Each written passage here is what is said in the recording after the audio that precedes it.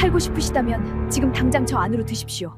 눈보라가 휘몰아치는 칼바람 속 16살 거지 소녀가 가리킨 곳은 다름 아닌 악취가 진동하는 돼지우리였습니다. 횃불을 든 살수 수십 명이 골목골목을 뒤지며 바짝 다가오고 있었고 소녀의 눈빛은 단 한치의 흔들림도 없었지요. 왕실의 핏줄을 가진 자가 돼지 오물 속에 몸을 숨겨야 하는 이 기막힌 밤.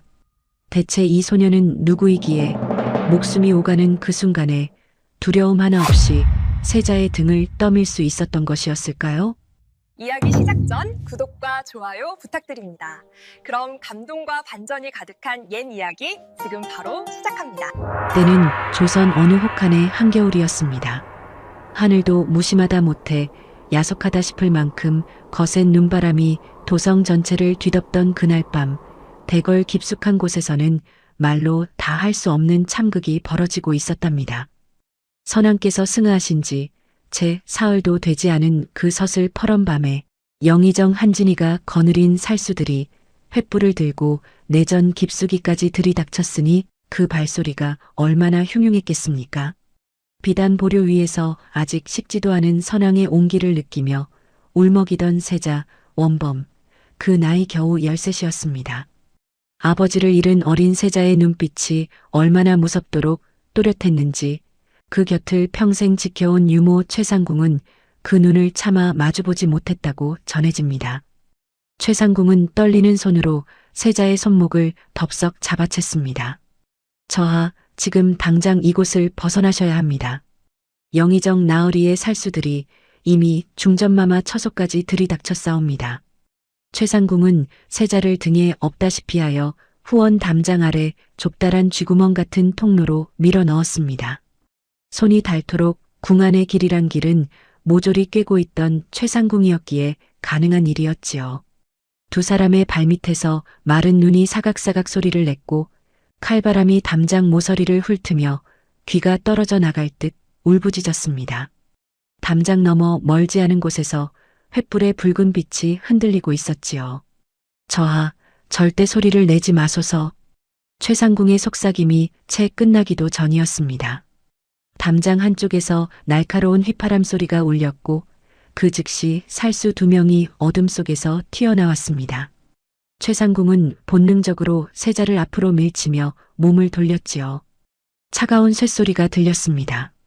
원범은 그 소리가 무엇을 뜻하는지 알면서도 뒤를 돌아볼 수가 없었습니다.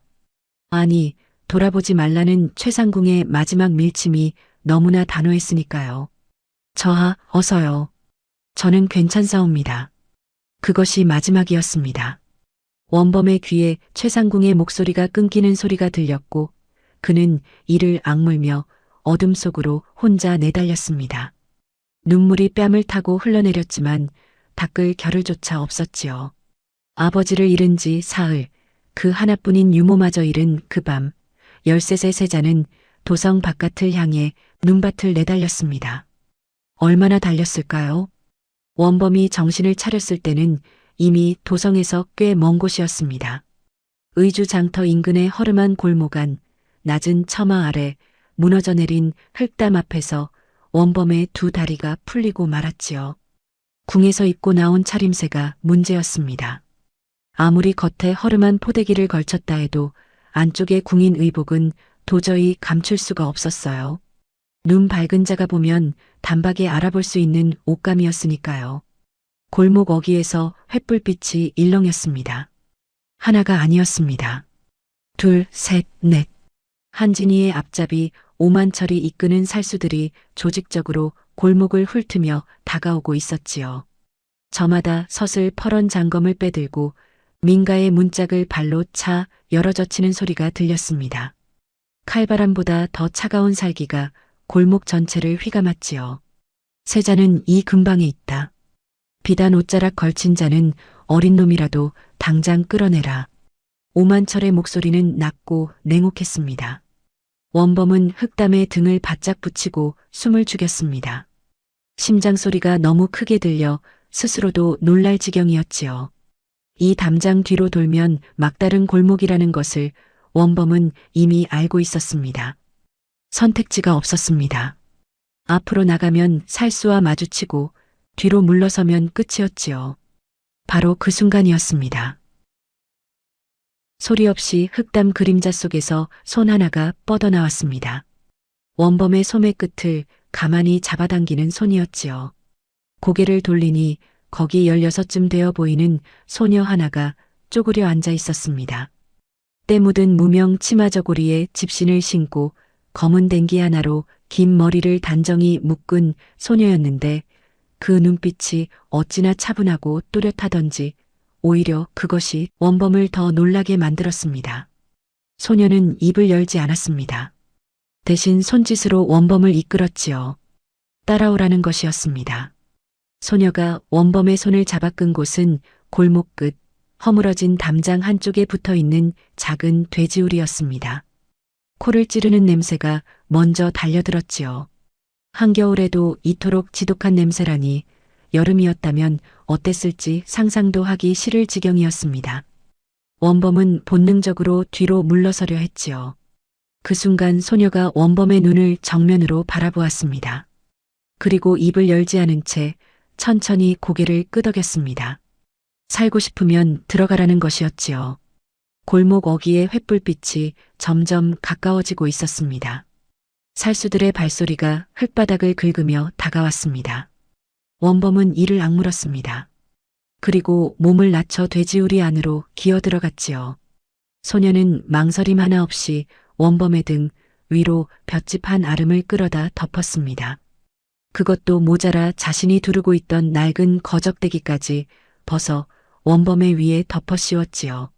원범의 코앞에는 돼지 한 마리가 꿀꿀거리며 엉덩이를 들이밀고 있었고 발밑에는 말로 표현하기 어려운 오물이 가득했습니다. 위장이 뒤집히는 것을 간신히 참으며 원범은 숨을 죽였습니다. 직후였습니다. 살수들의 발소리가 돼지우리 앞에서 딱 멈췄습니다. 이 근방은 뒤졌느냐? 오만철의 목소리였습니다. 차갑고 날이 서 있었지요. 원범의 온몸이 굳어들었습니다. 그때 소녀가 움직였습니다. 돼지우리 앞에 아무렇지도 않게 쪼그려 앉더니 손바닥으로 바닥을 철썩 치며 돼지를 몰기 시작했지요. 꿀꿀꿀 돼지가 요란하게 울었습니다. 소녀는 살수들을 올려다보면서도 입 하나 열지 않고 그저 멍하니 웃기만 했습니다. 눈빛이 어딘가 멍하고 헛헛해 보였지요. 살수 하나가 코를 막으며 인상을 찌푸렸습니다. 벙어리 거지 계집이로군. 지독한 냄새. 이 근방은 없다. 다음 골목으로. 오만철도 눈살을 찌푸리며 발길을 돌렸습니다. 횃불빛이 멀어졌습니다. 발소리가 잦아들었지요. 그리고 골목에 다시 칼바람만이 남았습니다. 소희는 살수들이 완전히 시야에서 사라질 때까지 꼼짝도 하지 않았습니다. 손이 떨렸지만 눈빛만은 흔들리지 않았지요. 그것은 두려움에 떠는 손이 아니었습니다. 분노를 꼭 쥐고 참아온 사람의 손이었습니다. 한 달 전 저 오만철의 손에 아버지가 쓰러지는 것을 숨어서 지켜봐야 했던 그날 이후 소희는 그 얼굴을 단 하루도 잊은 적이 없었으니까요. 횃불빛이 완전히 사라지고 나서야 소희가 볏짚을 걷어냈습니다. 오물을 뒤집어 쓴 채 기어나오는 원범의 꼴이 참으로 처량했지요. 귀하디기한 왕실의 핏줄이 돼지 오물 속에서 몸을 떨고 있었으니 하늘도 이 광경을 보며 눈물을 삼켰을 것입니다. 원범은 흙바닥에 무릎을 꿇은 채 숨을 골랐습니다. 그리고 고개를 들어 소희를 바라보았지요. 입술이 파르르 떨렸습니다. 방금 전까지 죽음과 한 뼘 거리에 있었다는 것을 실감하는 순간이었지요. 그대는 누구요? 원범이 가까스로 물었습니다. 소희는 대답하지 않았습니다. 아니, 대답하지 못한 것이었지요. 입을 열었다가 소희는 이내 다시 다물었습니다. 그리고 손가락으로 자신의 입을 가리키며 고개를 가로저었습니다. 나는 벙어리라는 뜻이었지요. 하지만 그 눈빛은 벙어리가 아니었습니다. 세상의 모든 것을 꿰뚫어 보는 듯한 깊고 서늘한 눈빛이었지요. 원범은 그 눈을 바라보다 이상한 것을 느꼈습니다. 저 소녀가 정말 벙어리인지 아닌지를. 하지만 지금 그것을 따질 처지가 아니었습니다. 소희는 자신의 거적대기를 원범의 어깨에 둘러 씌워 주었습니다. 그리고 담장 아래 바람을 막아주는 좁은 틈으로 원범을 이끌었지요. 두 사람은 그렇게 나란히 담장에 등을 기댔습니다. 칼바람이 골목을 훑고 지나갔습니다. 하늘에서는 눈이 다시 내리기 시작했지요. 하얀 눈이 오물로 뒤범벅이 된 두 사람의 어깨 위로 소리 없이 쌓여갔습니다. 원범은 손에 쥔 것을 내려다보았습니다. 최상궁이 마지막 순간 그의 손에 쥐어준 것, 차갑고 묵직한 그것을 선왕의 옥새였습니다. 핏자국이 번진 비단 보자기에 쌓인 채 그것은 원범의 손안에서 한 겨울밤을 함께 버티고 있었지요. 소희는 그것을 보지 못했습니다. 아니, 보았더라도 모른 척했을 것입니다. 그녀에게도 품속에 감추어둔 것이 있었으니까요. 아버지 소 참봉이 쓰러지며 마지막으로 딸의 손에 쥐어준 절반의 문서, 한진이의 영모가 고스란히 적힌 그 종이 조각을 소희는 그것을 저고리 안에 꼭꼭 여며 두고 있었습니다. 두 사람은 서로의 정체를 몰랐습니다. 서로가 품은 것이 무엇인지도 몰랐지요. 하지만 그 좁은 담장 아래에서 같은 원수 아래 같은 밤을 버티는 두 사람의 숨결이 하얀 입김이 되어 허공으로 나란히 흩어지고 있었습니다. 그것이 두 사람의 인연이 시작된 밤이었답니다.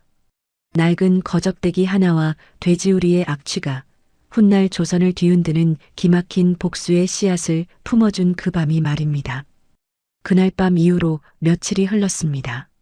눈은 그칠 줄 모르고 내렸고 칼바람은 뼛속까지 파고드는데 두 사람에게는 몸을 눕힐 방 한 칸도 없었지요. 원범은 소희가 이끄는 대로 의주장터 변두리 허름한 토담 골목에 자리를 잡았습니다. 거지들이 모여드는 곳이었어요. 낮에는 장터 구석에서 구걸하고 밤에는 토담의 등을 기대어 서로의 체온으로 버티는 나날이었습니다. 원범에게는 그 하루하루가 치욕이었습니다. 어젯날까지만 해도 세자궁에서 내관들의 시중을 받으며 아침을 맞이하던 몸이었으니까요. 경서를 외우던 손으로 장터 바닥을 짚고 비단 이불을 덮던 몸이 집더미 위에서 눈을 감아야 했지요. 하지만 원범은 이를 악물었습니다. 지금 이 치욕을 참지 못하면 아버지의 원수를 갚을 날이 영영 오지 않는다는 것을 13세 세자는 이미 알고 있었습니다. 소희는 그런 원범을 말없이 지켜보았습니다. 벙어리 행세를 하는 소희였으니 말로 위로할 수는 없었지요. 다만 원범이 구해온 쉰 떡 조각에서 굳은 것을 손톱으로 긁어내어 먹기 좋게 만들어 건네거나 밤새 원범의 어깨를 제 몸으로 바람막이 삼아주는 것이 소희가 할 수 있는 전부였습니다. 원범은 처음에 그 손길이 불편했습니다. 신분도 모르는 거지 소녀의 손길이 달갑지 않았던 것이었지요. 하지만 사흘이 지나고 닷새가 지나면서 원범은 조금씩 알아갔습니다. 이 소녀의 눈이 얼마나 많은 것을 담고 있는지를, 그리고 그 손이 얼마나 쉼없이 움직이는지를 말입니다. 소희는 진짜 벙어리가 아니었습니다. 원범은 그것을 사흘째 되던 날 밤에 눈치챘지요. 소희가 잠결에 작은 소리로 무언가를 중얼거렸는데 그것이 글귀였습니다. 아버지의 이름을 부르는 소리였어요. 하지만 원범은 모른 척했습니다. 이 소녀에게도 지켜야 할 것이 있어 그리 사는 것이리라 짐작했으니까요. 저 역시 감추고 있는 것이 있는 처지에 남의 비밀을 들추는 것은 예의가 아니라 생각했던 것이었지요. 열흘쯤 지난 어느 날이었습니다. 의주 장터에 아침부터 분주한 기색이 돌았습니다. 장꾼들이 황급히 길 양편으로 물러서고 안악들이 아이들을 품에 끌어안으며 고개를 조아리기 시작했지요. 요란한 징소리가 장터 어귀에서부터 울려 퍼졌습니다. 비켜라, 비켜라. 영의정 대감 나으리 행차시다. 금박을 올린 화려한 사인교 하나가 장터 한복판을 유유히 가로지르고 있었습니다. 앞뒤로 도포 입은 수행원들이 줄지어 따랐고 그 옆으로 오만철이 채찍을 손에 감아 쥔 채 날카로운 눈으로 주위를 살폈지요. 장터 바닥의 백성들은 하나같이 고개를 숙이고 몸을 낮추었습니다. 원범은 그 순간 소희 곁에서 무릎을 꿇고 장터 흙바닥에 앉아 있었습니다. 전날 장꾼 하나에게 빌어온 쉰 나물 한 줌을 손바닥에 올려두고 있었지요. 이제는 그것도 익숙해진 터였습니다. 그런데 가마소리가 가까워지자 원범의 손이 멈추었습니다. 사인교의 창문이 반쯤 열려 있었습니다. 그 안에 앉아 부채를 든 손으로 장터를 내려다보는 사내의 얼굴. 기름진 뺨에 자족한 미소를 흘리며 백성들이 엎드리는 광경을 당연한 듯 바라보는 그 얼굴. 한진이었습니다. 원범의 눈빛이 달라졌습니다. 손에 쥔 쉰 나물이 바닥으로 떨어지는 것도 몰랐지요. 아버지를 독살하고 최상궁을 죽게 만든 자, 자신을 역적으로 몰아 이 저작거리까지 내몬 자가 저토록 태연하게 앉아 있었습니다. 가슴속에서 무언가가 치밀어 올랐지요. 원범은 자신도 모르게 무릎을 짚고 일어서려 했습니다. 바로 그 순간이었습니다. 소희의 손이 원범의 소매 끝을 잡아당겼습니다. 세게 그러나 조용히 끌어당기는 손이었지요. 원범이 눈을 내리깔아 소희를 보니 소희는 고개를 가로저으며 눈빛으로 말하고 있었습니다. 지금은 안 된다고, 제발 참으라고. 말 한마디 없이도 그 뜻이 또렷하게 전해졌습니다.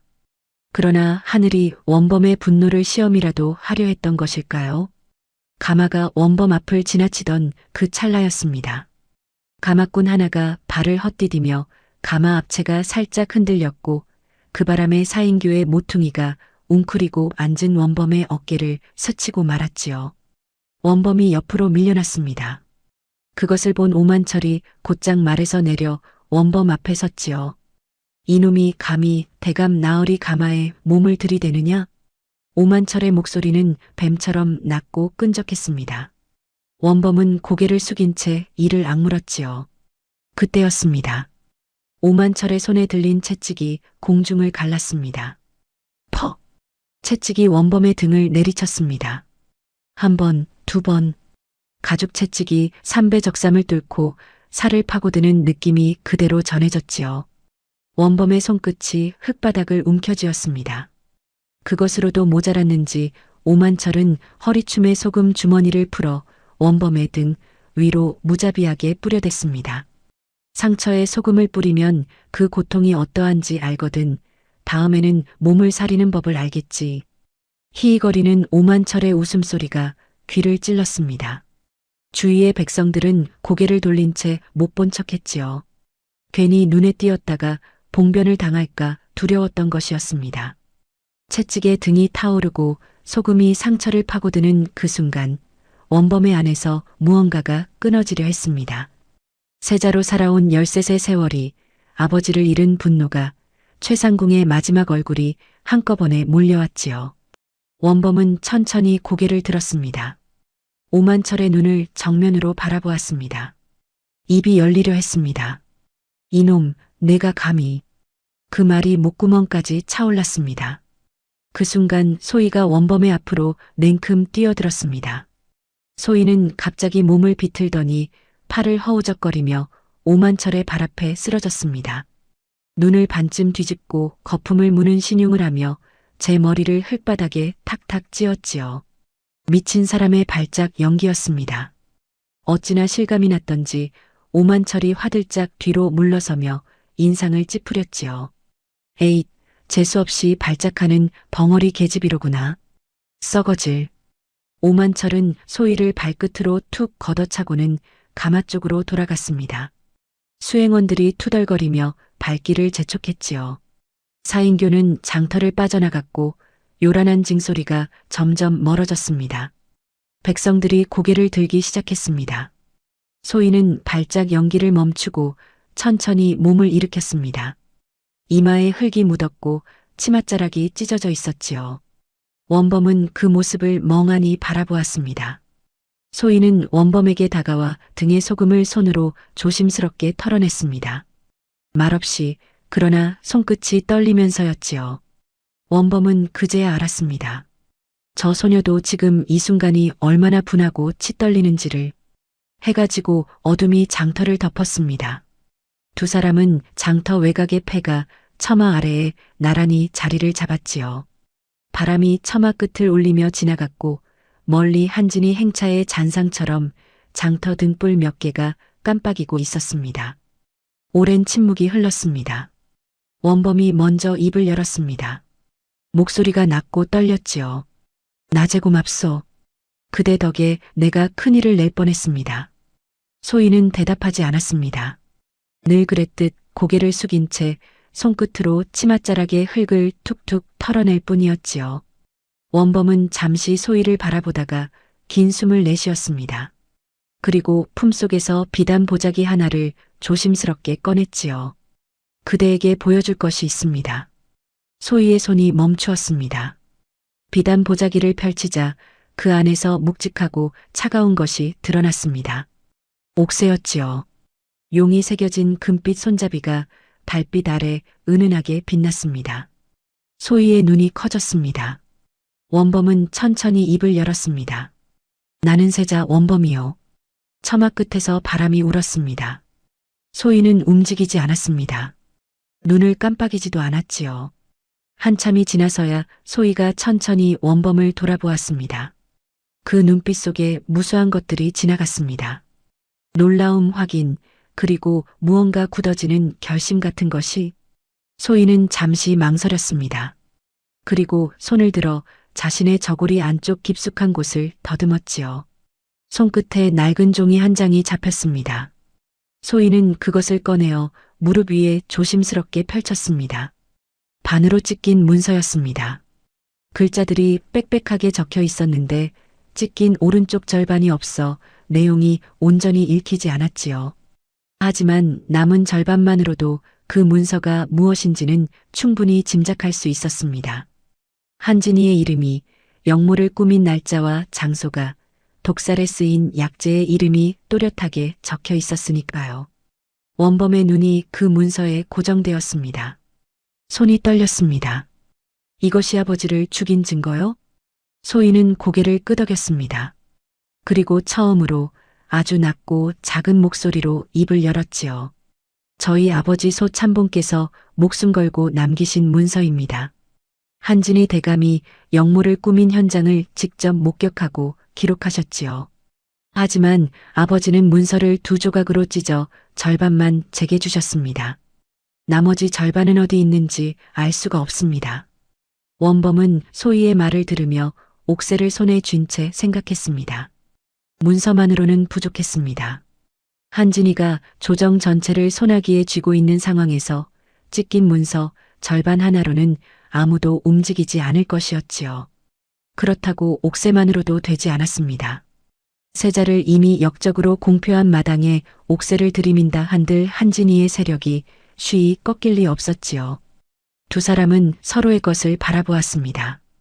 찢긴 문서와 옥새, 그 두 가지가 합쳐지는 날이 오면 비로소 한진이의 목을 겨눌 수 있을 터였습니다. 하지만 지금은 아니었지요. 믿을 수 있는 사람이 없었습니다. 조정은 한진이의 것이었고 도성은 살수들이 눈을 번뜩이며 지키고 있었으니까요. 저도 알고 있습니다. 원범이 낮게 말했습니다. 지금 당장은 때가 아니라는 것을. 하지만 반드시 때가 옵니다. 소희는 고개를 끄덕이며 문서를 다시 접었습니다. 저고리 안쪽 깊은 곳에 다시 여며 넣으면서 소희의 입술이 가늘게 떨렸지요. 아버지의 체온이 남아있을 것만 같은 그 종이를 소희는 손바닥으로 꼭 눌렀습니다. 아버지, 반드시입니다. 소희의 중얼거림은 바람소리에 섞여 처마 끝으로 흘러갔습니다. 원범은 그 소리를 들었지만 모른 척했습니다. 두 사람은 그날 밤 처음으로 서로의 이름을 물었고 처음으로 상대가 품은 것이 무엇인지를 알았습니다. 그리고 처음으로 같은 방향을 바라보며 이를 갈았지요. 장터의 등불이 하나씩 꺼져갔습니다. 폐가 처마 위로 눈이 다시 내리기 시작했지요. 차갑고 고요한 밤이었지만 두 사람의 가슴 속에서는 뜨거운 무언가가 단단히 뿌리를 내리고 있었습니다. 그것은 분노였고 다짐이었고 그리고 아직 이름 붙이기 이른 무언가이기도 했지요. 훗날 이 나라를 뒤흔들 복수의 씨앗이 바로 그 패가 처마 아래 싹을 틔우고 있었답니다. 장터를 떠난 두 사람이 몸을 숨긴 곳은 의주 외곽 깊은 산자락 아래 오래전 버려진 폐탄광 굴이었습니다. 사람의 발길이 끊긴 지 얼마나 되었는지 굴 입구에는 자풀이 무성하게 우거져 있었고 안쪽으로는 썩은 나무 기둥들이 쓰러진 채 뒹굴고 있었지요. 낮에도 빛이 들지 않아 한낮인지 한밤중인지 가늠조차 어려운 곳이었습니다.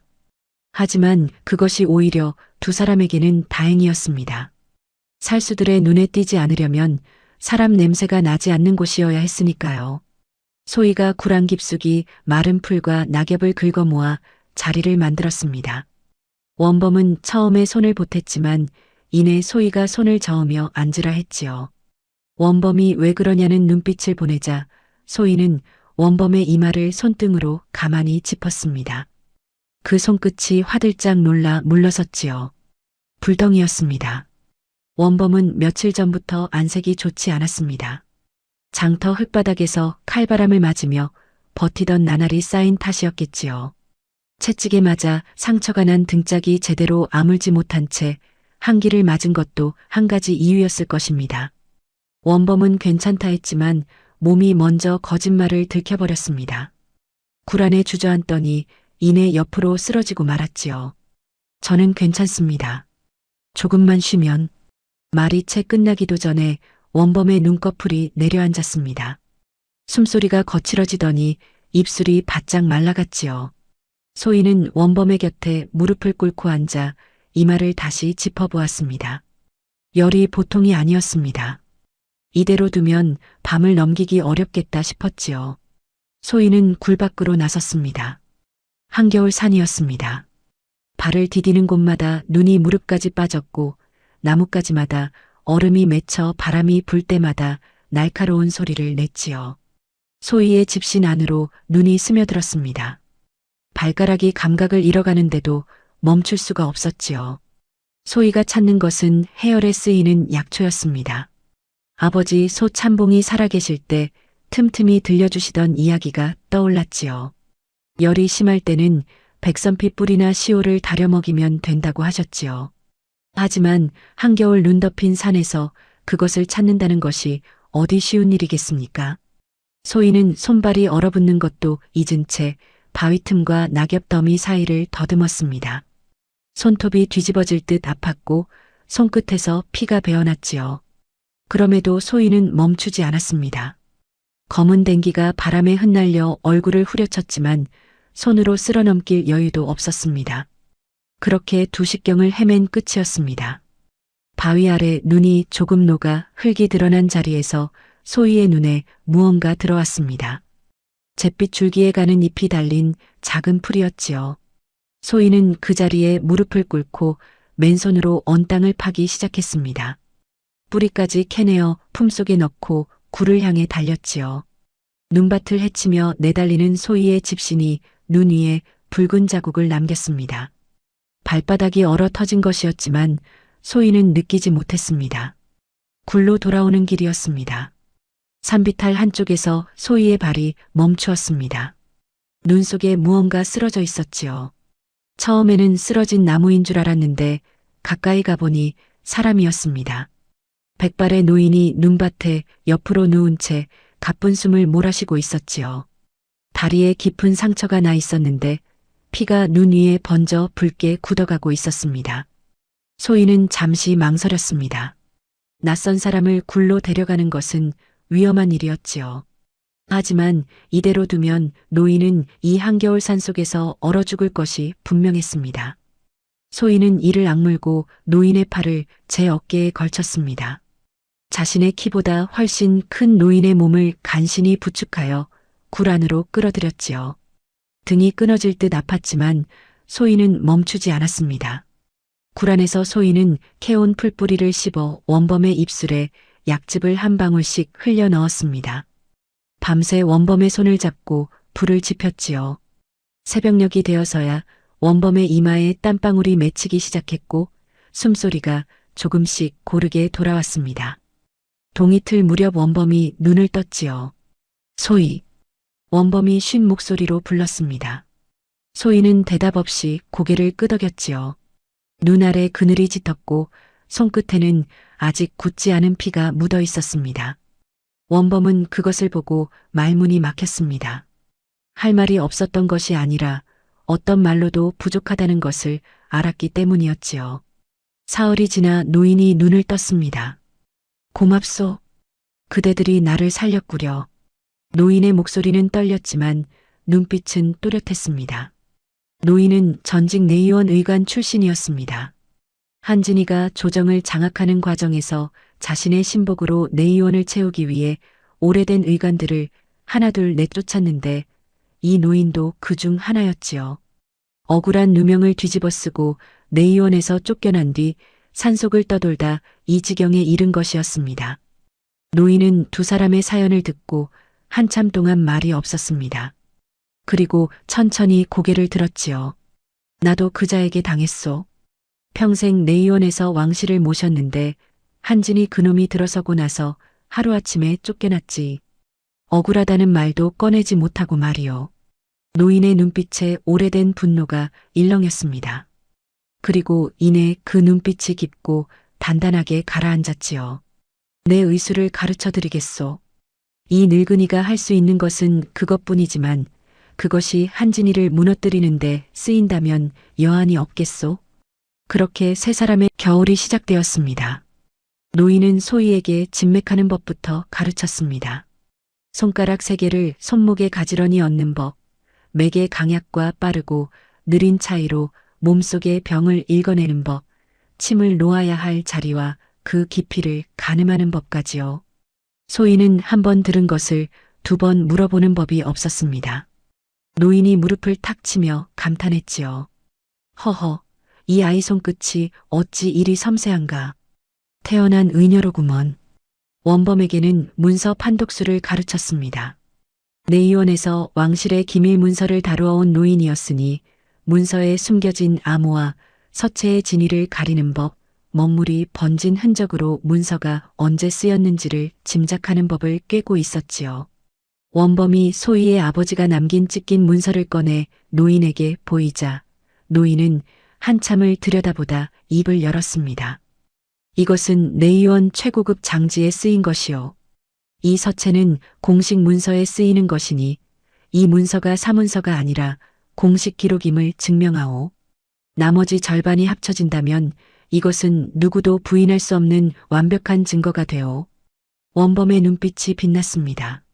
그리고 그날부터 원범은 낮에는 노인에게 문서 판독술을 배우고 밤에는 굴 밖에서 홀로 무예를 갈고 닦았습니다. 언 땅을 주먹으로 치고 무거운 돌멩이를 들어 올리고 쓰러진 나무 기둥을 상대로 발차기를 날렸지요. 세자궁에서 배운 기본 무예가 있었기에 뼈대는 갖추어져 있었습니다. 거기에 매일 밤에 단련이 쌓이면서 원범의 몸은 조금씩 달라져 갔습니다. 3년이 흘렀습니다. 어느 이른 봄날 아침 노인이 집신을 신고 지팡이를 챙겼습니다. 두 사람이 눈빛을 나누었지요. 올 것이 왔다는 것을 알고 있었습니다. 노인은 소희의 손을 한번 꼭 잡고 원범의 어깨를 한번 두드렸지요. 이제 내가 가르칠 것은 다 가르쳤소. 더 붙어 있으면 오히려 내가 짐이 되겠지. 소희가 고개를 숙이며 물었습니다. 어디로 가십니까, 어르신? 정처 없이 떠도는 것이 이 늙은이의 팔자요. 하지만 훗날 의주 땅에 이름난 약방이 생겼다는 소문을 듣는 날이 오면 그것이 내 마지막 기쁨이 되겠소. 노인은 그렇게 산을 내려갔습니다. 지팡이를 짚은 뒷모습이 산길의 안개 속으로 아득히 사라졌지요. 두 사람은 그 자리에 서서 노인이 완전히 보이지 않을 때까지 바라보았습니다. 봄바람이 산비탈을 타고 올라오며 두 사람의 옷자락을 흔들었지요. 그로부터 2년이 더 지난 어느 봄이었습니다. 의주 장터 변두리 언덕 아래에 작고 낡은 초가 하나가 들어섰습니다. 처마가 낮고 담벼락에는 이끼가 끼어 있었지만 문설주에 걸린 작은 나무 간판 하나가 지나는 이의 눈길을 붙들었지요. 활인약방, 백성을 살린다는 뜻이었습니다. 소희는 의녀로 등록하고 약방을 꾸렸습니다. 댕기머리에 옥색 무명 치마 저고리를 입고 소매를 걷어붙인 채 아침부터 약재를 다듬었지요. 돈 없는 백성들에게는 한 푼도 받지 않았습니다. 아이를 업은 아낙내며 허리 굽은 노인이며 열병으로 축 처진 사내들이 줄을 이었고 소희는 그 한 사람 한 사람의 손목을 잡아맥을 짚었지요. 노의원에게 배운 3년이 고스란히 소희의 손끝에 새겨져 있었습니다. 원범은 약방 일꾼으로 위장했습니다. 남루한 삼배적삼의 집신을 신고 머리카락으로 귀를 가려 붉은 점을 숨겼지요. 낮에는 약재를 찍고 탕을 다리며 소희를 도왔고 밤에는 장터를 오가는 보부상과 장꾼들 사이에 조용히 사람을 심었습니다. 이연대군의 행방을 추적하는 정보망을 조금씩 그러나 치밀하게 구축해 나가는 것이었지요. 10년을 기다릴 각오였습니다. 아니, 20년이 걸려도 반드시 그날을 만들어내겠다는 것이 원범의 다짐이었습니다. 세월은 흘렀습니다. 참으로 빠르고도 묵직하게 흘렀지요. 어느 가을 오후 의주 장터에서 한참 떨어진 깊은 산자락 아래 자리를 옮긴 화린약방에는 아침부터 환자들이 줄을 이었습니다. 처음 초가 한 칸으로 시작했던 약방이 이제는 기와 두어 칸을 얹은 번듯한 건물로 자랐지요. 마당에는 온갖 약재들이 가지런히 널려 말라가고 있었고 처마 끝에 달린 풍경이 가을바람에 맑게 울렸습니다. 대추, 감초, 당귀, 도라지가 햇볕 아래 고소한 냄새를 풍겼고 안쪽 탕 솥에서는 은은한 약재 냄새가 피어올랐지요. 소희의 나이 26이었습니다. 16의 댕기머리로 돼지우리 앞에 쪼그리고 앉았던 소녀가 이제는 손끝 하나로 병을 읽어내는 의녀가 되어 있었지요. 검은 댕기는 여전히 그대로였습니다. 화장기 하나 없는 얼굴이었지만 눈빛은 10년 전보다 훨씬 깊고 단단해져 있었습니다. 약재를 다듬는 손놀림이 물 흐르듯 자연스러웠지요. 그리고 원범. 23이 된 원범의 몸은 이제 반듯하고 묵직한 사내의 것이 되어 있었습니다. 키가 남들보다 훨씬 훤칠하고 10년의 단련으로 어깨가 넓어졌지요. 해진 삼배 적삼이에도 무어라 표현하기 어려운 기품이 새어나왔습니다만 원범은 언제나 머리카락으로 귀를 가리고 고개를 조금 숙인 채 움직였지요. 단 하루도 방심한 적이 없었습니다. 그날 오후였습니다. 원범이 약재 광주리를 들고 마당으로 들어서다 소희와 눈이 마주쳤지요. 찰나의 일이었습니다. 소희가 먼저 시선을 돌리며 약재 쪽으로 손을 뻗었습니다. 원범의 귓볼이 살짝 붉어졌지요. 10년을 함께 버텨온 두 사람 사이에는 말로 표현하기 어려운 무언가가 오래전부터 자라고 있었습니다. 하지만 아직 때가 아니었습니다. 품속의 옥새와 저고리 안의 문서가 제 몫을 다하기 전까지는 그 무언가를 꺼내볼 수 없었지요. 그때였습니다. 약방 마당 쪽에서 하인 하나가 숨을 헐떡이며 달려왔습니다. 의원 나으리, 의주의 한진희 대감이 내려오셨다 합니다. 오래된 지병이 도지셨는지 이 약방을 직접 찾아오신다는 정갈이 왔사옵니다. 마당에 짧은 침묵이 흘렀습니다. 소희와 원범은 동시에 고개를 들어 서로를 바라보았습니다. 두 사람의 눈빛이 공중에서 부딪혔지요. 아무 말도 필요 없었습니다. 10년을 함께 기다려온 두 사람은 그 눈빛 하나로 모든 것을 나누었습니다. 때가 왔습니다. 약방 처마 끝 풍경이 가을바람에 한번 크게 울렸습니다. 그 맑고 청량한 소리가 산자락을 타고 멀리 퍼져나갔지요. 마치 10년의 기다림이 마침내 깨어나는 소리처럼 말입니다. 정갈이 닿은 다음 날 아침이었습니다. 소희는 새벽같이 일어나 약방 안을 정돈했습니다. 약재 단지들을 가지런히 늘어놓고 진맥상 위에 천을 새 것으로 갈았지요. 손이 평소보다 조금 빨리 움직였습니다. 서두르는 것이 아니었습니다. 10년을 기다려온 사람의 손이 마침내 해야 할 일을 앞두고 스스로 깨어나는 것이었지요.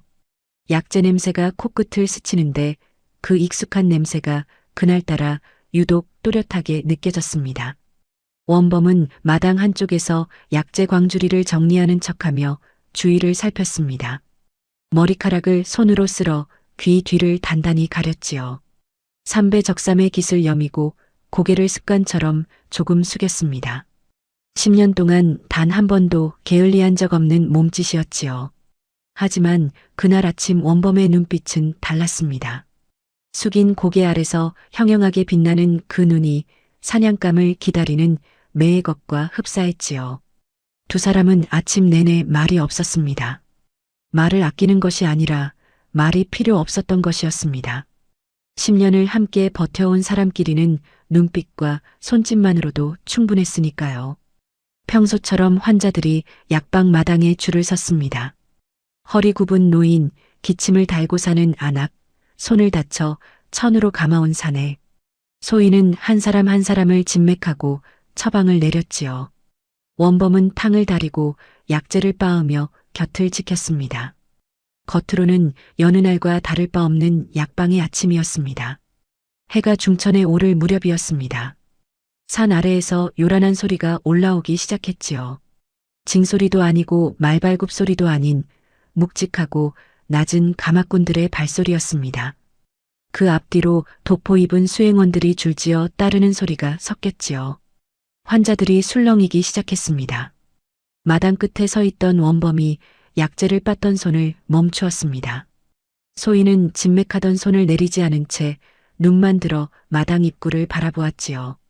사인교 하나가 약방 마당으로 들어섰습니다. 가마가 멈추자 수행원 하나가 앞으로 나섰습니다. 오만철이었지요. 세월이 흘렀지만 그 얼굴의 칼자국은 여전했고 눈빛의 음흉함도 10년 전 그대로였습니다. 오만철은 마당을 훑어보다 환자들을 향해 팔을 크게 저었습니다. 대감 나으리께서 진료를 받으실 것이다. 자빈들은 모두 물러서라. 환자들이 웅성거리며 뒤로 물러났습니다. 오만철이 채찍 손잡이로 마당 기둥을 탁 치자 사람들이 더 빠르게 흩어졌지요. 소인은 그 광경을 보면서도 표정 하나 변하지 않았습니다. 천천히 일어나 진맥상 앞에 단정히 섰지요.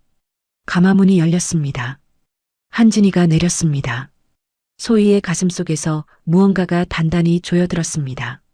10년 전 장터에서 채찍을 휘두르던 그 얼굴이었지요. 하지만 세월은 악인도 비껴가지 않았습니다. 10년 전 살이 찌고 혈색이 좋던 한진이는 이제 몰라보게 쇠락해 있었습니다. 뺨이 움푹 꺼지고 피부는 누렇게 떴으며 걸음을 옮길 때마다 수행원의 부축이 없으면 몸을 가누기 어려운 기색이었지요. 온몸에서 오래된 병의 냄새가 났습니다. 그러나 눈빛만은 여전했습니다.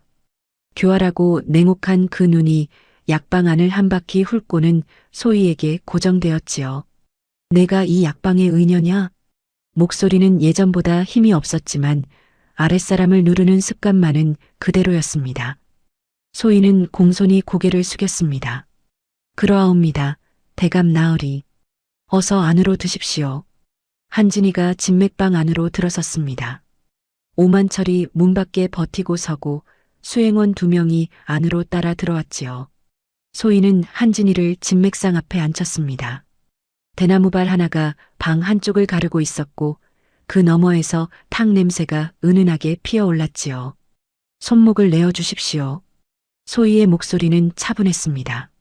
손도 떨리지 않았지요. 한진이의 손목을 잡아 맥을 짚는 순간 소희의 손끝으로 묵직하고 불규칙한 맥박이 전해졌습니다. 오랜 세월 권력욕과 공포가 뒤엉킨 몸이 이렇게 망가지는구나. 소희는 속으로 생각했지요. 하지만 얼굴에는 아무것도 내비치지 않았습니다. 맥이 많이 흩어져 있습니다. 오랫동안 드셨습니까? 3년이 넘었다. 도성의 명이란 명의는 다 불러보았는데 낫질 않는구나. 한진이의 목소리에 처음으로 두려움이 섞였습니다. 권력으로 모든 것을 가진 자도 죽음 앞에서는 벌벌 떠는구나. 소희는 눈을 내리깔며 생각했지요. 소희가 한진이의 시선을 붙들어 두는 동안이었습니다. 대나무발 너머에서 원범이 탕솥 앞에 쪼그리고 앉아 불을 살폈습니다. 화로의 열기가 강했습니다. 원범은 땀이 맺히는 것도 모른 채 약재를 저었지요. 탕솥이 끓어오르며 김이 피어올랐고 원범은 몸을 더 낮추어 화로 가까이 얼굴을 들이밀었습니다. 바로 그 순간이었습니다. 열기를 피하려 고개를 옆으로 돌리는 순간 원범의 머리카락이 땀에 젖어 귀 뒤로 달라붙었습니다. 평소라면 손으로 즉시 쓸어내렸을 것이었지요. 하지만 탕솥을 젓는 두 손이 모두 묶여 있었고 그 찰나의 틈이 운명을 바꾸어 놓았습니다. 대나무발 너머로 한진이의 시선이 흘렀습니다. 처음에는 그저 약방 일꾼을 흘끗 본 것이었지요. 하지만 한진이의 눈이 원범의 귀 뒤쪽에 닿는 순간 그 눈동자가 멎었습니다. 조금 전까지 흐릿하고 피로해 보이던 눈이 순식간에 날카롭게 좁혀졌지요. 귀 뒤쪽 머리카락이 젖어 달라붙은 그 자리에 동전만 한 붉은 점이 선명하게 박혀 있었습니다. 한진이의 기억 속에서 무언가가 벼락처럼 내리쳤습니다. 선왕의 등 뒤에서 보았던 그 점, 왕실 직계 혈통의 증표라 하여 왕족들만 아는 그것. 세자 원범이 사라진 후 오만철이 시체를 뒤지며 끝내 찾지 못했다 보고했던 그 점이 지금 눈앞에 약방 일꾼 귀 뒤에 버젓이 박혀 있었습니다. 한진이의 얼굴에서 핏기가 사라졌습니다. 소희는 그것을 보았습니다. 한진이의 손목을 잡고 있는 손끝으로 맥박이 갑자기 요동치는 것이 느껴졌지요. 소희의 가슴이 철렁 내려앉았습니다. 눈을 들어 한진이의 시선을 쫓았더니 그 눈이 대나무발 너머 원범의 귀 뒤를 향해 있었습니다. 들켰습니다. 소희는 한진이의 손목을 더 단단히 쥐었습니다. 나으리 맥을 짚는 중이오니 잠시 움직이지 마십시오. 억지로 한진이의 시선을 끌어당기려 했지만 이미 늦었습니다. 한진이의 눈은 이미 대나무발 너머에 고정되어 있었고 그 눈빛 속에서 공포와 분노가 폭풍처럼 소용돌이치고 있었지요. 원범이 느낀 것은 서늘한 기운이었습니다. 탕솥을 젓던 손이 멈추었지요. 고개를 들지 않아도 알 수 있었습니다. 대나무발 너머에서 누군가의 시선이 자신의 귀 뒤에 꽂혀 있다는 것을. 원범은 천천히 손을 들어 머리카락을 귀 뒤로 쓸어내렸습니다. 그리고 아무렇지도 않은 듯 탕솥을 다시 저었지요. 하지만 심장이 빠르게 뛰었습니다. 한진이는 벌떡 일어섰습니다. 진맥상이 흔들리며 약재 단지 하나가 바닥으로 굴러 떨어졌지요. 한진이의 손이 떨렸습니다. 입술이 파르르 움직였지만 소리가 나오지 않았습니다. 두 눈은 대나무발 너머를 향한 채로였지요. 소희는 일어서며 대나무발 쪽으로 몸을 돌렸습니다. 그리고 조용히 발을 걷었지요. 원범이 탕솥 앞에 쪼그리고 앉아있는 모습이 드러났습니다. 원범은 그때 천천히 고개를 들어 한진이를 바라보았지요. 두 사람의 눈이 마주쳤습니다. 한진이의 낯빛이 백지장이 되었습니다.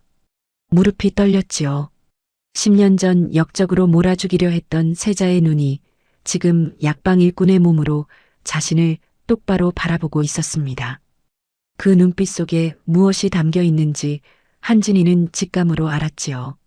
분노도 아니고 원망도 아닌 10년을 기다려온 자만이 지닐 수 있는 차갑고 단단한 것이었습니다. 나으리, 안색이 좋지 않으십니다. 소희가 차분하게 말했습니다. 목소리에 아무것도 담겨 있지 않았지요. 그것이 오히려 더 소름 끼쳤을 것입니다. 한진이는 뒤로 물러서다 방문에 등을 찧었습니다. 오, 오만철. 목소리가 갈라졌습니다. 문이 벌컥 열리며 오만철이 들어섰지요. 대감 나으리, 어찌된 일이십니까? 나가자. 당장 나가야 한다. 한진이는 오만철의 팔을 붙들며 비틀거렸습니다. 수행원들이 황급히 부축했지요. 신발을 제대로 깨어 신을 겨를도 없었습니다. 한진이는 마당으로 뛰쳐나가다 가마 계단에 걸려 넘어질 뻔했습니다. 오만철이 재빠르게 받쳐 세웠지요. 대감 나으리, 갑자기 왜 이러십니까? 닥쳐. 가마에 오르기만 하면 된다. 어서. 한진이의 눈이 약방 쪽을 향했습니다. 소희와 원범이 마당 끝에 나란히 서 있었지요. 말 한마디 없이 쫓아오지도 않고 그저 바라보고 있었습니다. 그 고요함이 한진이에게는 도리어 거대한 공포처럼 느껴졌을 것입니다. 가마가 산길을 급히 내려가기 시작했습니다. 가마꾼들이 허둥지둥 발을 옮겼고 가마 안에서 한진이의 거친 숨소리가 새어나왔지요. 오만철은 말 위에서 뒤를 한번 돌아보았습니다. 약방 마당에 두 사람이 여전히 서 있는 것이 보였습니다. 그 눈빛이 무언가를 말하고 있었지요. 오만철의 등골에 차가운 것이 흘렀습니다. 가마가 산길 아래로 완전히 사라졌습니다. 약방 마당에 침묵이 내려앉았지요. 바람이 처마 끝 풍경을 건드렸습니다. 맑은 소리가 한번 울리고 그쳤지요. 원범이 먼저 입을 열었습니다. 보았습니다. 소희가 고개를 끄덕였지요. 저도 보았습니다. 맥이 튀는 것을 손끝으로 느꼈습니다. 두 사람은 서로를 바라보았습니다. 10년을 기다려온 순간이 이렇게 급작스럽게 찾아올 줄은 몰랐지요. 원범이 낮고 단단한 목소리로 말했습니다. 저자는 오늘 밤을 넘기지 않을 것입니다. 증거를 없애려 움직일 거예요. 소희는 이미 알고 있었습니다. 약방 안으로 들어가더니 뒤쪽 방 깊숙한 곳에서 낡은 보따리 하나를 꺼내왔습니다. 안을 열자 두 가지가 나왔지요. 비단 보자기에 쌓인 옥새와 저고리 안에 품어온 세월만큼이나 낡고 바랜 절반의 문서였습니다. 소희는 그것을 품에 단단히 여몄지요. 그리고 마당 한쪽 화로로 다가갔습니다. 미리 쌓아두었던 봉화 재료였습니다. 솔가지와 생풀을 얹자 연기가 짙고 희게 피어올랐지요.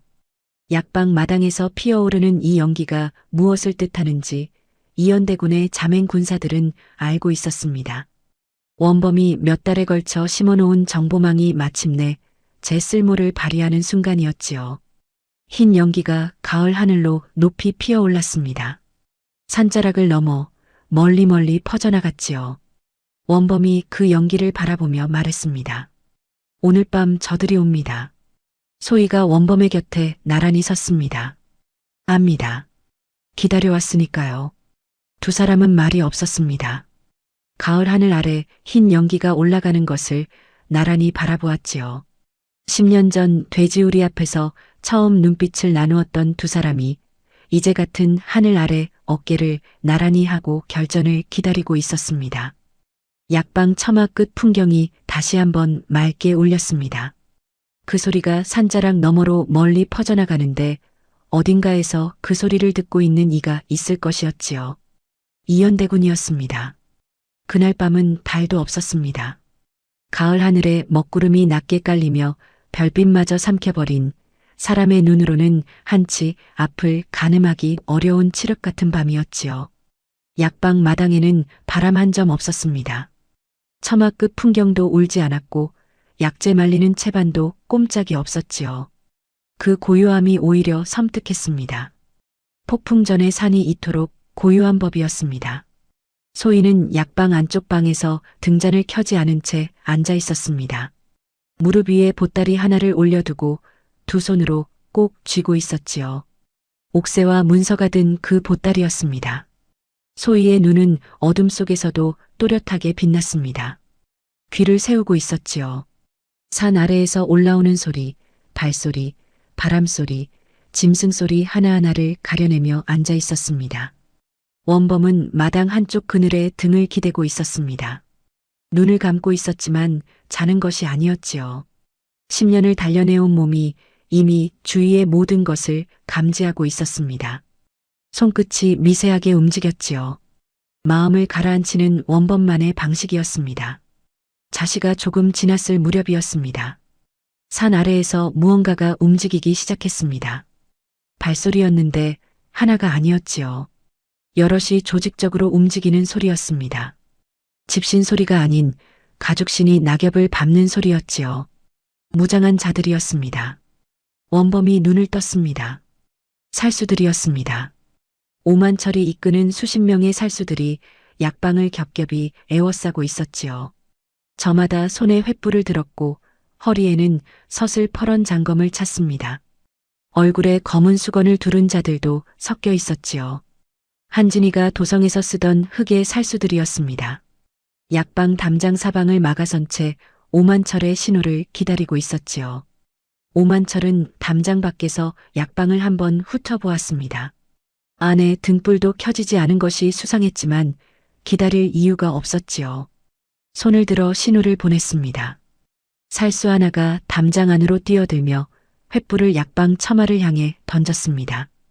기름을 적신 헝겊이 처마에 닿는 순간 불꽃이 일었지요. 또 하나, 또 하나. 여러 개의 횃불이 동시에 약방 지붕과 벽을 향해 날아들었습니다. 순식간이었습니다. 불길이 마른 나무를 타고 미친 듯이 번졌습니다. 처마가 타오르고 대나무발이 불꽃을 튀기며 무너졌지요. 10년을 백성들과 함께 해온 약방이 순식간에 화마에 휩싸였습니다. 약재 단지들이 열기에 터져나갔고 말려두었던 약초들이 불꽃 속에서 타는 냄새가 매캐하게 퍼졌지요. 탕솥이 기울어지며 다려두었던 약물이 불 위에 쏟아졌고 치솟는 불길이 하늘로 시뻘겋게 솟구쳤습니다. 안에 있는 자들을 모조리 없애라. 단 한 명도 살려두지 마라. 오만철의 명령이 떨어지자 살수들이 일제히 칼을 빼들고 약방 안으로 들이닥쳤습니다. 그러나 안에는 이미 아무도 없었습니다. 소희와 원범은 불길이 번지기 전에 이미 움직이고 있었지요. 소희는 보따리를 품에 꼭 안고 약방 뒤쪽으로 몸을 낮추었습니다.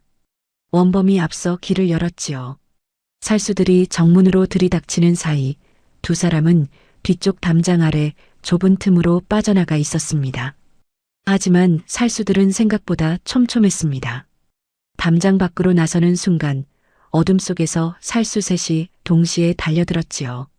원범이 소희를 뒤로 밀치며 앞으로 나섰습니다. 첫 번째 살수의 칼을 맨손으로 쳐내고 팔꿈치로 명치를 가격했지요. 살수가 신음하며 뒤로 물러났습니다. 두 번째 살수가 옆에서 칼을 휘두르자 원범이 몸을 틀어 피하며 발로 무릎을 찍었습니다. 뼈가 꺾이는 소리가 났지요.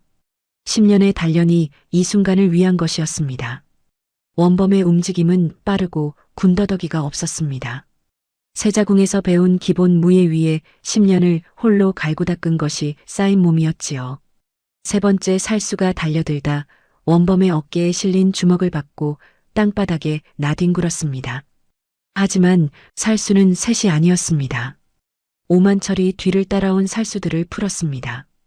5, 10, 20.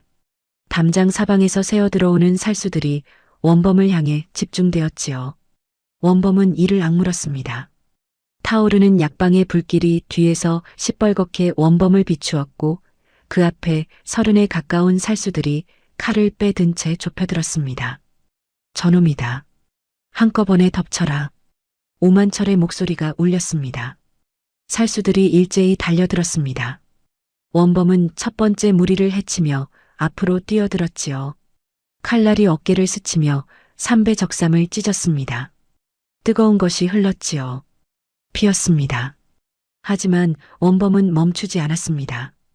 두 번째 살수의 칼을 팔뚝으로 막으며 몸으로 밀어붙였고 세 번째 자의 손목을 꺾어 칼을 떨어뜨렸지요. 그 사이 소희는 다른 쪽으로 움직이고 있었습니다. 보따리를 가슴에 안은 채 담장 그늘을 따라 몸을 낮추었지요. 살수 하나가 소희를 발견하고 달려들었습니다. 소희는 피하지 않았습니다. 달려드는 살수의 발목에 온몸을 던지듯 달라붙어 넘어뜨렸지요. 굴러가며 보따리를 놓치지 않았습니다. 이마에서 피가 났지만 소희는 일어서며 보따리를 더 단단히 여몄지요. 이 문서와 옥새만큼은 빼앗길 수 없었습니다. 아버지가 목숨으로 남긴 것이었고 원범이 10년을 품어온 것이었으니까요. 원범의 몸에 상처가 쌓여갔습니다. 어깨에서 시작된 피가 팔을 타고 흘렀고 옆구리도 칼 끝에 스쳐 있었지요. 살수들이 끝없이 밀려들었습니다. 하나를 쓰러뜨리면 둘이 달려들고 둘을 막으면 셋이 에워쌌지요. 원범의 숨이 가빠지기 시작했습니다. 두 다리가 무겁게 가라앉는 것이 느껴졌지요. 과다출혈이었습니다. 하지만 원범은 물러서지 않았습니다. 소희가 있는 방향만큼은 단 한 명의 살수도 지나치게 할 수 없었지요. 소희가 품고 있는 그 보따리가 이 나라의 운명을 쥔 것이었으니까요. 저하? 소희의 목소리가 불길 너머에서 들렸습니다. 저하라는 말을 소희가 소리내어 부른 것은 10년 만에 처음이었지요. 그 목소리만은 10년 전과 조금도 다르지 않았습니다. 원범은 그 목소리를 들으며 다시 이를 악물었습니다. 살수들이 다시 한꺼번에 쏟아졌습니다. 원범이 마지막 기력을 끌어모으며 앞으로 뛰어들었지요. 칼날이 등을 가르는 것이 느껴졌습니다. 뜨겁고 묵직한 통증이었지요. 하지만 원범의 몸은 멈추지 않았습니다. 두 무릎이 꺾이려는 순간 원범은 한 손을 땅에 짚으며 버텼지요. 이제 끝인가? 원범의 시야가 흐려지기 시작했습니다. 타오르는 불길이 붉게 일렁이는 것이 보였고 살수들의 발소리가 가까워지는 것이 느껴졌지요. 소희가 달려오는 소리도 들렸습니다. 바로 그때였습니다. 산 아래에서 빛이 올라오기 시작했습니다. 하나가 아니었지요. 둘, 셋, 열. 수백 개의 횃불이 산비탈을 타고 거대한 불의 물결처럼 올라오고 있었습니다. 마치 하늘의 별들이 땅으로 내려오는 듯한 광경이었지요. 그 횃불의 물결이 약방을 향해 거침없이 밀려 올라왔습니다. 살수들이 칼을 멈추었습니다. 엎드려라. 이연대군 전하의 명이시다. 벼락 같은 목소리가 산자락을 울렸습니다. 관군들이 약방 마당으로 쏟아져 들어왔지요. 무장한 군사들이 살수들을 일제히 제압했습니다. 저항할 틈도 없었지요. 살수들이 하나둘 무릎을 꿇었고 오만철은 도주하려다 군사 세색에 동시에 붙잡혔습니다. 군사들 사이로 한 사내가 걸어 나왔습니다. 마포 두루마기에 갓을 쓴 수수한 차림이었지만 걸음걸이가 예사롭지 않았지요. 형형한 눈빛에 단정한 인상, 오랜 자맹으로 행색은 수수했지만 그 몸에서 왕족의 기운이 새어나왔습니다. 이연대군이었습니다. 이연대군은 불타는 약방 마당을 둘러보다 무릎에 손을 짚고 버티고 있는 원범을 발견했습니다. 그리고 천천히 걸어갔지요. 원범 앞에 선 이연대군의 눈에 눈물이 맺혔습니다. 저하. 그 한마디였습니다. 10년 만에 처음 들어보는 가족의 목소리였지요. 원범의 눈이 흔들렸습니다. 이를 악물었던 턱이 풀렸지요. 하지만 지금 무너질 수는 없었습니다. 작은아버지. 원범이 간신히 일어섰습니다. 이연대군이 원범의 팔을 붙들었지요. 살아있었구나. 정말로 살아있었어. 이연대군의 손이 원범의 어깨를 잡으며 떨렸습니다. 원범은 고개를 끄덕이며 소희를 돌아보았지요. 소희가 보따리를 안은 채 다가왔습니다. 이마의 피가 뺨을 타고 흘렀지만 눈빛은 흔들리지 않았지요. 이연대군 전하. 소희가 이연대군 앞에 무릎을 꿇었습니다. 이것이 한진이의 대역죄를 증명하는 문서이옵니다. 저희 아버지 소 참봉께서 목숨으로 남기신 것이지요. 소희는 보따리를 펼쳤습니다. 낡고 바랜 절반의 문서가 드러났지요. 원범이 품속에서 옥새를 꺼내었습니다. 비단 보자기에 쌓인 채 10년을 버텨온 선왕의 옥새였지요. 두 사람은 이연대군 앞에 그것들을 나란히 올려놓았습니다. 이연대군은 찢긴 문서를 들어 올렸습니다. 그리고 품속에서 무언가를 꺼냈지요. 사람들의 눈이 모두 그 손에 집중되었습니다. 이연대군이 꺼낸 것은 종이 한 장이었는데 그것이 소희의 문서와 나란히 놓이는 순간 탄성이 터져 나왔습니다. 나머지 절반이었습니다. 소 참봉이 찢어서 숨겨두었던 문서의 나머지 절반을 이연대군이 10년 동안 품고 있었던 것이었지요. 소 참봉이 죽기 전 이연대군의 자맹 밀사에게 전달했던 것을 이연대군이 그토록 오랜 세월 간직해온 것이었습니다. 두 조각이 맞붙었습니다. 찢긴 가장자리가 정확히 맞아떨어졌지요. 하나가 된 문서에는 한진이의 영모가 낱낱이 적혀 있었습니다. 선왕을 독살한 날짜와 수단, 세자를 역적으로 몰기 위해 조작된 증거들, 영모에 가담한 자들의 이름까지 빠짐없이 기록되어 있었지요. 이연대군이 문서를 펼쳐들고 군사들과 포박된 살수들 앞에서 읽기 시작했습니다.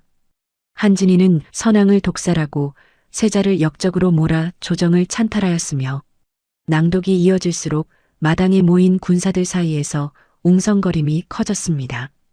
포박된 살수들은 고개를 떨구었고 오만철은 입술이 파들파들 떨렸지요. 한진이는 산 아래에서 횃불이 올라오는 것을 보자마자 가마를 버리고 도주를 시도했습니다. 수행원 둘을 앞세우고 산 옆길로 빠져나가려 했지요.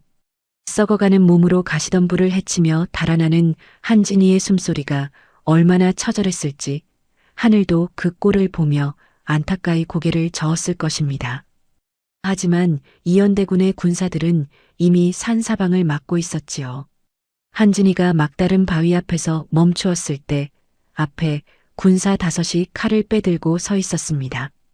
영의정 한진이, 더 이상 갈 곳이 없소이다. 군사의 목소리는 낮고 차가웠지요. 한진이는 뒤를 돌아보았습니다. 뒤에도 군사들이 있었습니다. 수행원들은 이미 제압되어 무릎을 꿇고 있었지요. 한진이는 그 자리에 주저앉았습니다. 다리에 힘이 풀린 것이었지요. 포승줄이 한진이의 손목을 묶었습니다. 군사들이 한진이를 끌고 약방 마당으로 내려왔지요. 불길이 서서히 잦아들어가는 약방 앞 흙바닥에 한진이가 내팽개쳐졌습니다. 쿵 하는 소리와 함께 누런 얼굴이 흙바닥에 처박혔지요. 소희와 원범이 한진이 앞에 나란히 섰습니다. 불타고 남은 약방의 붉은 빛이 두 사람의 뒤를 비추었습니다. 10년 전 장터에서 채찍을 맞으며 이를 악물었던 두 사람이 이제 당당한 걸음으로 원수 앞에 서 있었지요. 한진이는 고개를 들어 두 사람을 바라보았습니다. 그 눈에 공포와 분노와 굴욕이 뒤엉켜 일렁였지요. 원범이 입을 열었습니다. 기억하십니까, 외숙부? 그 말이 한진이의 가슴을 파고들었지요. 외숙부. 피를 나눈 사이에 이 짓을 저질렀다는 것을 그 한마디가 온 마당에 울리게 했습니다. 한진이의 입술이 떨렸습니다. 살려주시오. 제발. 한때 도성을 소나기에 쥐고 호령하던 자의 목소리가 이토록 가늘게 흔들리다니 그것을 바라보는 백성들과 군사들의 가슴 속에서 무언가가 뜨겁게 치밀어 올랐지요. 한진이는 포승줄에 묶인 채 흙바닥에 이마를 찌우며 빌었습니다. 오줌이 바지를 적시는 것도 느끼지 못하는 듯 했지요. 소희는 그 모습을 내려다보았습니다. 10년을 이 순간을 위해 기다려온 소희였지만 막상 이 꼴을 보니 통쾌하기보다 허망한 것이 먼저였습니다. 저토록 비루한 자에게 아버지를 잃었구나 하는 생각이 먼저 왔지요. 소희는 말 한마디 없이 이연대군을 바라보았습니다. 이연대군이 추상 같은 얼굴로 한진이를 내려다보며 선포했습니다. 한진이, 내 죄를 이 자리에서 묻겠노라. 선왕을 독살하고 세자를 역적으로 몰아 조정을 찬탈한 대역죄 빠짐없이 받아 마땅히 처벌받을 것이다. 한진이는 대답하지 못했습니다. 아니, 할 수 없었지요. 문서와 옥새가 있었고 오만철이 이미 포박되어 있었으며 군사들이 사방을 막고 있었습니다. 더 이상 부인할 수 없었지요. 한진이를 당장 포박하여 압송하라. 전하께 낱낱이 고하여 가장 엄중한 처벌을 청할 것이다. 이연대군의 명이 떨어지자 군사들이 움직였습니다. 한진이가 끌려가며 울부짖었지요. 살려주시오. 제발, 제발. 하지만 아무도 돌아보지 않았습니다. 약방의 불길이 서서히 꺼져가고 있었습니다. 타고 남은 자리에 새벽 공기가 내려앉기 시작했지요. 원범은 그 자리에 서서 한진이가 끌려가는 뒷모습을 바라보았습니다. 소희가 원범의 곁으로 다가왔지요. 두 사람의 어깨가 나란히 닿았습니다. 원범의 눈에 눈물이 맺혔습니다. 흘리지는 않았지요. 10년을 참아온 눈물이었으니 이 자리에서 쏟아낼 눈물이 아니었습니다. 다만 눈빛이 조금 풀렸을 뿐이었지요. 처음으로, 정말 처음으로 긴장이 풀린 눈빛이었습니다. 소희가 낮은 목소리로 말했습니다. 아버지, 보고 계시겠지요. 원범이 고개를 끄덕였습니다. 보고 계실 것입니다. 두 분 모두. 새벽이 밝아오고 있었습니다. 동쪽 하늘이 희붐하게 물들기 시작했지요. 불타고 남은 화린 약방의 잔에 위로 아침빛이 조용히 내려앉았습니다. 오랜 어둠이 걷히는 새벽이었습니다. 새벽이 밝은 지 사흘째 되던 날이었습니다. 한양 도성 의금부 앞 저작거리에는 아침부터 백성들이 인산인해를 이루었습니다. 소문이 번지는 것은 언제나 불보다 빠른 법이었지요. 영의정 한진이가 포승줄에 묶여 압송되었다는 소식, 10년 전 역적으로 몰린 세자가 살아있었다는 소식, 그리고 선왕이 독살당하셨다는 진실이 도성 골목골목을 파고들며 퍼져나갔습니다. 백성들은 처음에는 수군거리다가 이내 분노로 그리고 마침내 통곡으로 그 소식을 받아들였지요. 의금부 마당에서 이연대군이 완전한 문서와 옥새를 앞에 두고 조정 대신들 앞에서 한진이의 죄상을 낱낱이 읽어내려갔습니다. 선왕을 독살한 날짜와 수단, 세자를 역적으로 몰기 위해 조작된 증거, 영모에 가담한 자들의 이름이 하나씩 불릴 때마다 마당이 술렁였지요. 한진의 편에 서 있던 대신들의 낯빛이 하나둘 잿빛으로 변해갔습니다. 한진이는 포승줄에 묶인 채 그 자리에 앉아 있었습니다. 열흘 전만 해도 조선 팔도를 소나기에 쥐고 호령하던 자가 이제는 무릎을 꿇고 이마를 땅에 처박은 채 온몸을 덜덜 떨고 있었지요. 썩어가는 몸에서 나는 악취가 주위를 감쌌고 입술은 공포로 파들파들 떨렸습니다. 죄를 묻는 목소리가 하나씩 더해질 때마다 한진이는 더 깊이 웅크러들었지요. 빠도 박도 못하는 증거 앞에서 한진이는 끝내 모든 것을 인정했습니다. 형이 선고되는 순간 저작거리의 백성들 사이에서 울음이 터져나왔습니다. 선왕마마께서 억울하게 가신 것이었구나. 세자 저하가 살아계셨다니 하늘이 버리지 않으신 것이로다. 백성들의 목소리가 하나로 뭉쳐 도성을 울렸지요. 그 소리가 얼마나 컸던지 멀리 북악산 기슭까지 메아리쳐 들렸다 했습니다. 형이 집행되던 날 도성의 저작거리는 발 디딜 틈이 없었습니다. 한진이가 끌려 나오는 것을 보기 위해 몰려든 것이 아니었지요. 10년을 억울하게 짓밟힌 진실이 마침내 하늘의 심판을 받는 것을 두 눈으로 확인하고 싶었던 것이었습니다. 허리 굽은 노인들도 아이를 업은 안악들도 장꾼들도 일손을 놓고 저작거리로 모여들었지요. 한진이가 끌려 나왔을 때 저작거리는 쥐 죽은 듯 조용해졌습니다. 그 침묵이 어떤 고함보다 무거웠지요. 한때 금박 찬란한 홍색 달령포를 입고 사인교를 타며 백성들 위에 군림하던 자가 이제는 찢어진 삼배를 걸치고 포승줄에 묶인 채 흙바닥을 걷고 있었습니다.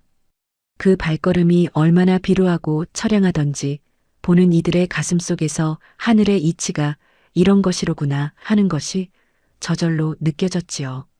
능지처참의 형이 집행되었습니다. 백성들은 울었습니다. 통쾌해서 우는 이도 있었고 억울했던 세월이 생각나서 우는 이도 있었지요. 저작거리 한켠에서 무릎을 꿇고 선왕의 넋을 기리며 우는 노인도 있었습니다. 하늘은 더디게 움직이는 것처럼 보일지라도 반드시 그 이치를 거두어 간다는 것을 이날 도성의 모든 백성들이 가슴으로 깨달았지요. 한진이 일가의 저택은 조정에 몰수되었습니다. 금박 찬란하던 대문이 닫히고 그 넓은 마당이 텅 비어버렸지요.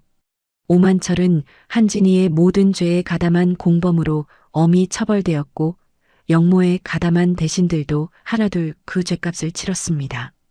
조정 안에 한진이가 심어놓은 뿌리들이 하나씩 뽑혀나가는 데는 시간이 걸렸지만 이연대군의 주도 아래 그 작업은 차근차근 이루어졌지요. 형이 집행되고 열흘이 지난 뒤였습니다. 이연대군이 조정 대신들을 불러 모았습니다. 선왕의 억울한 죽음이 공식으로 복권되고 세자의 신원이 회복되었지요. 역적의 누명이 공식적으로 씻기는 데는 그리 오랜 시간이 걸리지 않았습니다. 옥새와 문서, 거기에 이연대군의 증언과 오만철에게서 받아낸 자백까지 더해지니 반박할 여지가 없었지요. 이연대군이 대신들 앞에서 말했습니다. 세자 저하께서 살아계십니다. 10년을 유랑하며 백성을 살리는 일로 그 뜻을 증명하셨습니다. 이제 정통성을 돌려드리는 것이 신하된 자들의 도리일 것이요. 대신들 중 누구도 반론을 내지 못했습니다. 어떤 자는 고개를 숙이며 눈물을 흘렸고 어떤 자는 이미 무릎을 꿇고 있었지요. 조정이 움직이기 시작했습니다. 원범은 그 자리에서 아무 말도 하지 않았습니다. 다만 이연대군을 바라보며 고개를 숙였지요. 10년 전 돼지우리 앞 흙바닥에서 혼자 이를 악물던 13세 소년이 이제 조정 대신들 앞에 반듯하게 서 있었습니다. 훤칠한 키에 넓은 어깨, 10년의 단련이 쌓인 묵직한 몸. 그러나 무엇보다도 그 눈빛이 달랐지요. 군주의 그릇이 이미 그 안에 가득 들어차 있었습니다. 복이 논의가 마무리되던 무렵이었습니다. 소인은 임시로 마련된 처소에서 약재를 다듬고 있었습니다. 활인 약방이 불에 탔으니 당장 환자들을 돌볼 곳이 없었지요. 소희의 손은 여전히 바빴습니다. 멈추는 법을 모르는 손이었지요. 아버지의 명예가 공식으로 회복되었다는 소식을 들었을 때도 소희는 한참을 말없이 약재를 다듬다가 조용히 눈물 한 줄기만 흘렸습니다. 소리도 없이, 표정도 없이. 그것이 소희의 방식이었지요. 그런데 그날 오후 처소 밖에서 인기척이 났습니다. 내관 하나가 조심스럽게 들어오더니 두 손으로 정중하게 무언가를 내밀었지요. 붉은 비단으로 감싼 서찰이었습니다. 소희 낭자께 전하라 하셨습니다. 소희는 손을 멈추고 서찰을 받아들었습니다. 펼치는 손이 조금 떨렸지요. 정갈한 필체로 쓰인 글씨가 눈에 들어왔습니다. 혼서지였습니다. 소희는 그것을 한 번, 두 번 읽었습니다. 그리고 서찰을 무릎 위에 내려놓고 오랫동안 창밖을 바라보았지요. 창밖으로 가을 하늘이 높고 맑게 펼쳐져 있었습니다. 소희의 눈에 다시 눈물이 맺혔지요. 이번에는 조용히 흘렀습니다. 아버지, 저 이래도 됩니까? 소희의 입술이 가늘게 움직였습니다. 대답은 들리지 않았지만 가을 바람이 창문을 살며시 흔들고 지나갔지요. 소희는 그것을 아버지의 대답으로 들었습니다. 소희는 고개를 끄덕였습니다. 그리고 서찰을 다시 두 손으로 들어 소중히 여몄지요. 그로부터 석 달이 지난 어느 봄날이었습니다. 한양 도성 전체가 들썩이던 날이었지요. 아침부터 대로에는 사람들이 쏟아져 나왔고 처마마다 등이 걸리고 길 양편으로 붉은 천이 드리워졌습니다. 봄볕이 따스하게 내려쬐는 가운데 나라 전체가 오랫동안 닫혀있던 무언가가 마침내 열리는 날을 축하하고 있었지요. 국혼이었습니다. 경복궁 안에서는 이른 아침부터 준비가 한창이었습니다. 내관들이 분주히 움직이고 상궁들이 소리를 낮추며 이것저것을 챙겼지요. 그 한가운데 소희가 앉아 있었습니다. 상궁이 소희의 머리를 빗기기 시작했습니다. 10년을 댕기로 묶어내리던 긴 머리였지요. 이제 댕기는 풀렸습니다. 상궁의 손이 능숙하게 머리를 쪽으로 모아 올렸습니다. 그 위에 떨잠 하나가 단정히 꽂혔지요. 화려하지 않았습니다. 소박하고 단정했지요. 소희가 그것을 원했습니다. 녹색 원삼이 소희의 어깨 위에 얹혔습니다. 붉은 대란치마가 펼쳐졌지요. 상궁이 매무새를 다듬는 사이 소희는 거울을 바라보았습니다. 거울 속에 낯선 사람이 있었지요. 때 묻은 무명 치마 저고리를 입고 집신을 신던 소녀가 이제 원삼을 입고 거울 앞에 앉아 있었습니다. 소희의 눈이 뜨거워졌습니다. 하지만 울지 않았습니다. 이 날만큼은 맑은 눈으로 있고 싶었지요. 아버지, 보고 계시지요. 국혼 행렬이 시작되었습니다. 소희가 탄 가마가 경복궁 안으로 들어서자 양편에 늘어선 군사들이 일제히 고개를 숙였습니다. 악공들의 음악이 울려 퍼졌지요. 봄바람이 기와 지붕을 타고 넘으며 행렬 위로 흩날렸습니다. 원범이 정전 앞에 서 있었습니다. 골룡포가 붉게 빛났지요. 금색 용문자수가 봄볕 아래 은은하게 빛났습니다. 익성관을 쓴 원범의 얼굴은 어느 때보다 차분했지요. 하지만 소희의 가마가 가까워질수록 원범의 눈빛이 조금씩 달라졌습니다. 10년을 함께 버텨온 사람만이 알아볼 수 있는 그 깊고 따뜻한 눈빛이 드러났지요. 소희가 가마에서 내렸습니다. 녹색 원삼에 붉은 대란치마가 봄볕 아래 펼쳐졌지요. 쪽머리에 떨잠 하나가 조용히 빛났습니다. 소희는 천천히 걸었습니다. 고개를 숙이지 않았지요. 10년을 고개 숙이며 살아온 사람이었지만 이 걸음만큼은 당당하게 내딛고 싶었습니다. 원범과 소희가 마주 섰습니다. 두 사람의 눈이 만났지요. 말이 없었습니다. 10년 전 돼지우리 앞에서 처음 눈을 마주쳤던 그 밤이 두 사람의 가슴 속에 동시에 떠올랐지요. 칼바람이 휘몰아치던 그 밤, 악취가 진동하던 그 좁은 골목, 서로의 체온으로 얼어붙지 않으려 버티던 그 긴 겨울이. 원범이 낮은 목소리로 말했습니다. 고생 많으셨습니다. 소희의 눈가가 촉촉해졌습니다. 고개를 숙이며 말했지요. 저하께서 더 고생하셨습니다. 그것이 전부였습니다. 하지만 그 짧은 말 속에 10년이 통째로 담겨 있었지요. 이연대군이 옆에서 눈물을 훔쳤습니다. 상궁들도 내관들도 멀리 구경하던 궁인들도 조용히 고개를 숙였지요. 혼례가 이루어졌습니다. 혼례가 끝나고 후원의 봄바람이 불었습니다. 원범과 소희는 나란히 걸었지요. 골룡포와 원삼자락이 봄바람에 살며시 흔들렸습니다. 두 사람의 발걸음이 느렸지요. 서두를 이유가 없었습니다. 10년을 달려왔으니 이제는 천천히 걸어도 되는 시간이었지요. 원범이 먼저 말했습니다. 활인 약방을 다시 세우고 싶습니다. 소희가 고개를 들었지요. 저도 그 생각을 하고 있었습니다. 전하. 이번에는 약방 하나가 아닙니다. 궁 안에 의녀청을 두어 돈 없는 백성들의 치료를 나라가 책임지게 하고 싶습니다. 그것이 우리가 10년 동안 해온 일의 진짜 이름이라 생각합니다. 소희는 한참 동안 말이 없었습니다. 그리고 고개를 끄덕였지요. 아버지께서 들으셨다면 기뻐하셨을 것입니다. 두 사람은 후원 연못가 앞에 멈추어 섰습니다. 연못에 봄하늘이 담겨 있었지요. 물 위에 꽃잎 몇 장이 내려앉아 조용히 떠 있었습니다. 그 시각이었습니다. 경복궁 담장 밖 언덕 위에 백발의 노인 하나가 서 있었습니다. 낡은 회색 도포에 지팡이를 짚은 노인이었지요. 노의원이었습니다. 오랜 세월 산속을 떠돌다 오늘 이날만큼은 도성으로 내려온 것이었지요. 노의원은 담장 너머 국혼 행렬의 음악이 울려 퍼지는 것을 들으며 서 있었습니다. 눈을 감고 그 소리에 귀를 기울이는 모습이었지요. 패탄광 굴에서 열에 들떠 쓰러져 있던 어린 세자와 한겨울 산비탈을 맨손으로 기어오르던 16소녀가 떠올랐습니다. 그 두 아이가 이 봄날 이 궁 안에서 나란히 서 있을 것이었지요. 노의원의 입가에 깊은 미소가 번졌습니다. 잘 됐구나. 내가 가르친 보람이 있었어. 노의원은 혼잣말로 중얼거리더니 천천히 몸을 돌렸습니다. 지팡이를 짚으며 언덕을 내려가는 뒷모습이 봄 햇살 속으로 아득히 사라졌지요. 아무도 그 노인이 누구인지 알지 못했습니다. 다만 그날따라 경복궁 담장 위로 부는 바람이 유난히 따뜻하게 느껴졌을 뿐이었지요.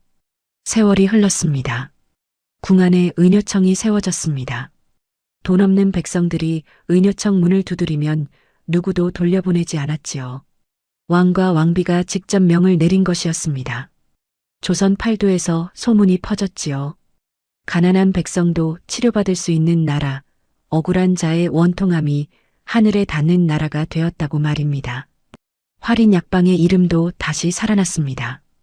의주 땅에 새로 세워진 약방에는 소희가 손수 간판을 썼지요. 활인 약방. 백성을 살린다는 그 이름이 다시 처마 끝에 걸렸습니다. 그 약방을 찾는 백성들은 약을 받으며 이런 이야기를 들었지요. 왕비 마마께서 예전에 이곳에서 약을 다리셨다고, 저하께서 약재를 찌우셨다고. 그 이야기가 전설이 되어 의주 땅에 오래오래 전해졌습니다. 원범과 소희는 백발이 될 때까지 그 뜻을 잊지 않았습니다. 궁 안에서도 활인의 정신으로 백성을 살폈고 서로를 아끼고 사랑하며 태평성대를 이끌었지요. 두 사람이 세상을 떠난 뒤에도 의녀청은 대대로 이어졌고 조선의 가난한 백성들이 그 은혜를 오래 기억했다고 전해집니다. 한편 한진이의 저택터는 오랫동안 텅 비어 있었습니다. 봄이 와도 그 땅에는 꽃이 피지 않았고 잡풀만이 무성하게 자라났지요. 지나는 이들이 그 터를 보며 고개를 저었답니다. 악한 자의 터에는 하늘도 봄을 내리지 않는다고 말이지요.